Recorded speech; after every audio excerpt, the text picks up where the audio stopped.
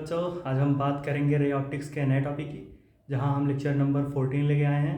तो चलिए शुरू करते हैं अपने टॉपिक को। तो बच्चों आज हम देखेंगे वेक्टर रिलेशन। ठीक है बच्चों, ये इंसिडेंट रे, रिफ्लेक्टेड रे और नॉर्मल के बीच में।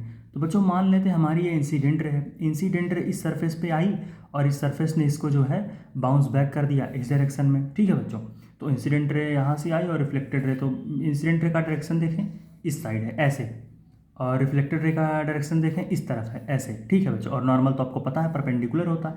तो बच्चों हमने क्या किया कि हमने जो है तीन चीज़ें एज्यूम कर ली कि इंसिडेंट रे के डायरेक्शन में हमने एक वेक्टर मान लिया। ठीक है बच्चों, तो उसके बाद हमने क्या किया, रिफ्लेक्टेड रे के डायरेक्शन में भी हमने एक वेक्टर मान लिया, उसको आर कैप का नाम दिया।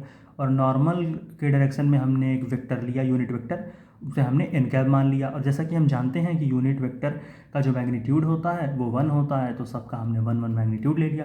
ठीक है बच्चों, अब हमने क्या किया कि जैसा देख रहे हैं कि इंसिडेंट का डायरेक्शन अपोजिट है इन दोनों पे, तो हमने क्या किया कि इंसिडेंट रे के डायरेक्शन को हमने मान लिया कि इस तरफ कर देते। तो हमने देखिए यहाँ पर ये ऐसे, तो हमने क्या किया कि इस इंसिडेंट रे के डायरेक्शन को हमने इस साइड कर दिया। तो जैसा कि हम एक फॉर्मूला जानते हैं कि अगर आप यूनिट वेक्टर के डायरेक्शन को बदलेंगे तो उसका साइन चेंज हो जाता है। तो जैसा कि यहाँ पर प्लस साइन में था यूनिट वेक्टर, तो यहाँ पर अब क्या होगा, डायरेक्शन चेंज होने की वजह से यूनिट वेक्टर माइनस में आ जाएगा। ठीक है बच्चों, minus I cap R cap, और ये क्या है बच्चों, ये एन कैप है, और दोनों ये जो एंगल है दोनों के बीच में वो आई आई आई है, इक्वल है। ठीक है बच्चों, अब हम देखेंगे बच्चों कि हम नई चीज़ देखेंगे यहाँ पर कि हमने क्या किया कि ये जो ये रिफ्लेक्टेड रे है और जो इंसिडेंट रे है इसको हमने रिजॉल्व कर दिया। तो जैसा बच्चों देखिए कि हमने रिफ्लेक्टेड रे, इसका मैग्नीट्यूड 1, तो हमने इसको रिजॉल्व किया इसके कंपोनेंट्स में। तो एक इसका कंपोनेंट क्या आएगा, 1 साइन आई, और एक क्या आएगा 1 कॉस आई, जैसा कि हमने पढ़ा है वेक्टर के बारे में। ठीक है बच्चों, और जब हमने इंसिडेंट रे को रिजॉल्व किया तो एक कंपोनेंट इस साइड आएगा 1 साइन आई, इधर आएगा 1 कॉस आई। बच्चों जो एंगल के अलॉन्ग कंपोनेंट होता है उसे कॉस लेते हैं। ठीक है, और इसके अलॉन्ग तो है साइन हो जाएगा। ठीक है बच्चों, अब हम क्या करेंगे, जैसा कि देख सकते हैं sine 1 sine I 1 sine I 1 sine I, opposite and equal है तो कट जाएंगे, लेकिन कॉस आई सेम डायरेक्शन में, तो 1 कॉस आई 1 कॉस आई 2 कॉस आई हो जाएगा। और इसका डायरेक्शन किस तरफ है, एन कैप की तरफ है। ठीक है बच्चों, तो हमने क्या किया कि इससे एक फॉर्मूला नहीं बन जाएगा कि minus I cap plus R cap, minus I cap plus R cap equal to, दोनों को ऐड किया तो कितना आ गया 2 cos I cap, direction N cap तो एन कैप।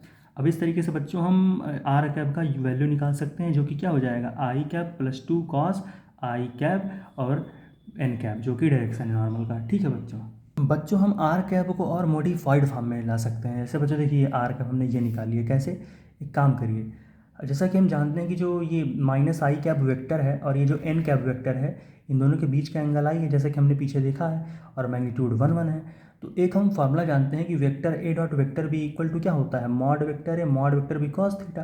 कॉस थीटा की वैल्यू क्या हो जाएगी इस तरीके से, vector A dot vector B upon mod vector A mod vector B. ठीक है बच्चों, कहेंगे सर इसके आगे, तो देखो बच्चों इसके बराबर क्या हो जाएगा, वेक्टर ए की वैल्यू क्या है minus I cap, vector B की वैल्यू क्या है एन कैप। तो हमने minus I cap dot N cap कर लिया, और मैग्नीट्यूड 1 1 है दोनों का, तो 1 इंटू 1।